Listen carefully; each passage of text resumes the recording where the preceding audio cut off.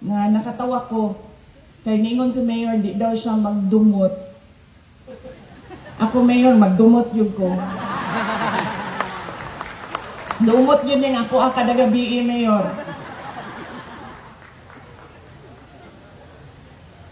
Pero, pareho ni Mayor. Dili ako ang pinakamaayo. Pero dili pod ako ang pinaka-bright. Pero walay makapildig yun. Sa kakusog sa ako ang kasing-kasing o sa ako ang dughan nga musirbi sa ato ang nasod.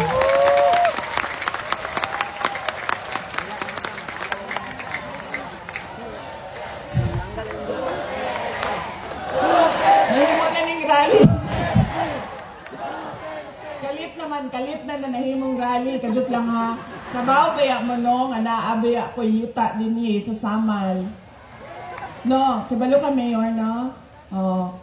Dito sa Santo Niño sa Babak. O niya, dito sa ayaw na lang kay basing mamisita mo dito sa ako na din ha.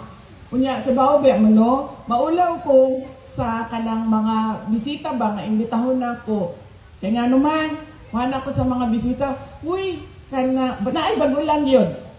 Tiga Davao, unya pagkahuman, doon na may sakit tong mama ba, unya giingnan nako nga basig ganahan ka nga magpahulay dito sa Samal kay pag sa balay lang yan kay sakit kanang buot kayo init kaayo ko basig gusto ka mo bisita dito.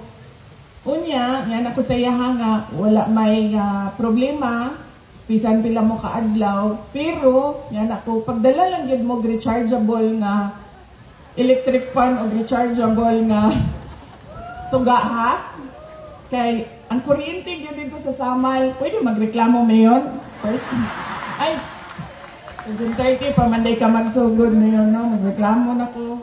Ako lang ikaw, balikan lang kita, Mayor. No, but truly, you deserve better. We deserve better in